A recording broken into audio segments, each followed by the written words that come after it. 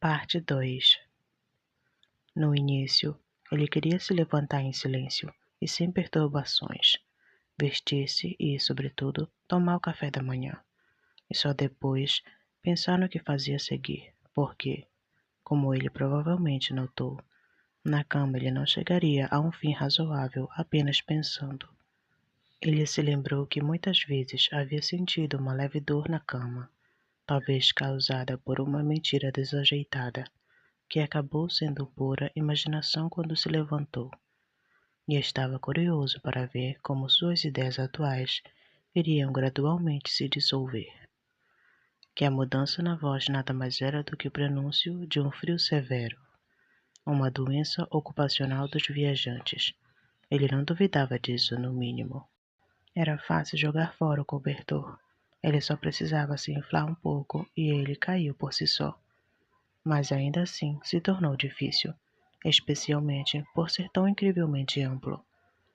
Ele teria precisado de braços e mãos para ficar de pé, mas ao invés disso, ele tinha apenas as muitas perninhas que se movimentavam constantemente em todos os tipos de maneiras diferentes e que ele não podia controlar.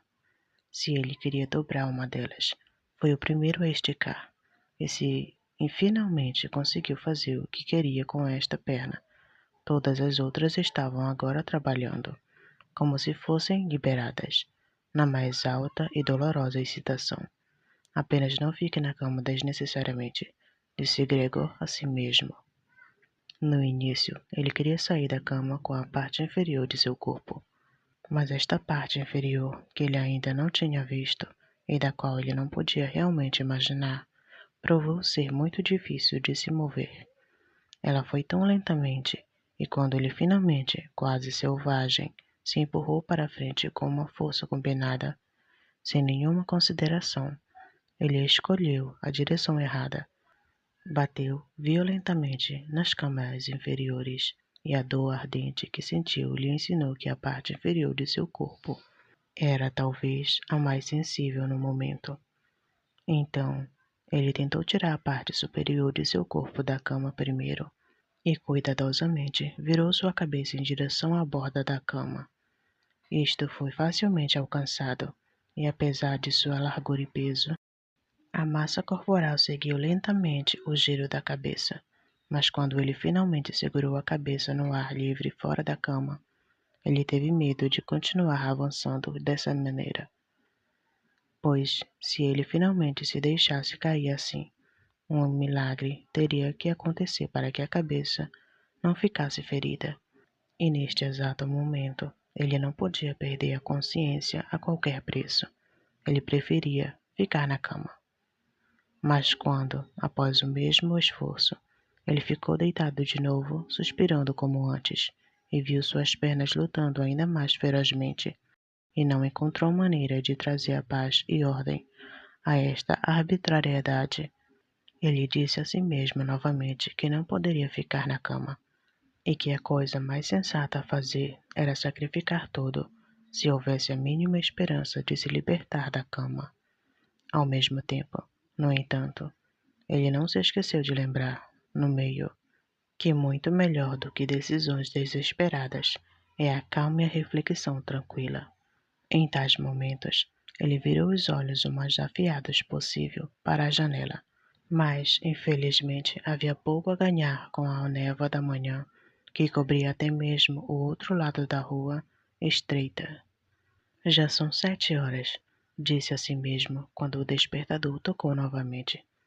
Já são 7 horas e ainda há tanta neblina. E por um tempo ele ficou quieto com a respiração fraca, como se talvez esperasse o silêncio completo para trazer o retorno de condições reais e evidentes. Mas então ele disse para si mesmo, antes de bater um por um até as 15 para as 8, devo ter deixado a cama completamente.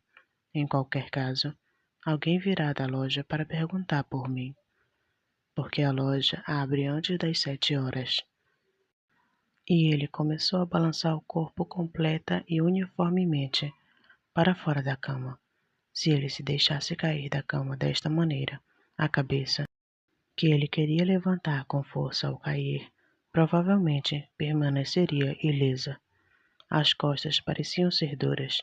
Provavelmente nada lhe aconteceria se elas caíssem no tapete. A maior preocupação para ele era o barulho alto que teria que ser feito, o que provavelmente causaria preocupação, se não horror, atrás de todas as portas. Mas isto teve que ser ousado. Quando Gregor já estava meio fora da cama, o novo método era mais um jogo do que um esforço. Ele só tinha que se balançar em palermas. Ele se lembrou como tudo era fácil se alguém viesse em seu auxílio. Duas pessoas fortes, ele pensou em seu pai e na empregada, teriam sido suficientes. Só teriam que colocar os braços debaixo de suas costas arqueadas, tirá-lo da cama assim, curvar-se com a carga, e então apenas tolerar gentilmente que ele fizesse o balanço no chão, onde as perninhas fariam sentido. Bem, sem mencionar que as portas estavam trancadas. Será que ele realmente deveria ter pedido ajuda? Apesar de todas as dificuldades, ele não conseguiu reprimir um sorriso ao pensamento. Ele já estava tão longe que mal conseguia manter seu equilíbrio quando balançava mais. E logo teve que tomar uma decisão final, pois seria 15 para as 8 em 5 minutos. Quando a campainha da porta tocou, é alguém da loja, disse ele para si mesmo, e quase congelou, enquanto suas pernas dançavam ainda mais apressadamente. Por um momento, tudo permaneceu em silêncio. Eles não vão abrir, disse Gregor a si mesmo, apanhando por alguma esperança absurda. Mas então, é claro, como sempre, a empregada caminhou firmemente até a porta e a abriu. Gregor só precisava ouvir a primeira saudação do visitante e já sabia quem ele era. O próprio gerente. Porque Gregor foi o único condenado a servir em uma empresa onde a menor fiscalização levaria a maior suspeita. Será que todos os funcionários eram esfarrapados? Não havia entre eles nenhuma pessoa leal e dedicada que, se não tivesse usado nem mesmo algumas horas da manhã para fazer negócios, se tornasse tola com dores de consciência e quase não conseguisse sair da cama. Não era realmente suficiente ter um menino aprendiz fazendo perguntas. Se este questionamento fosse necessário, o gerente tinha que vir ele mesmo.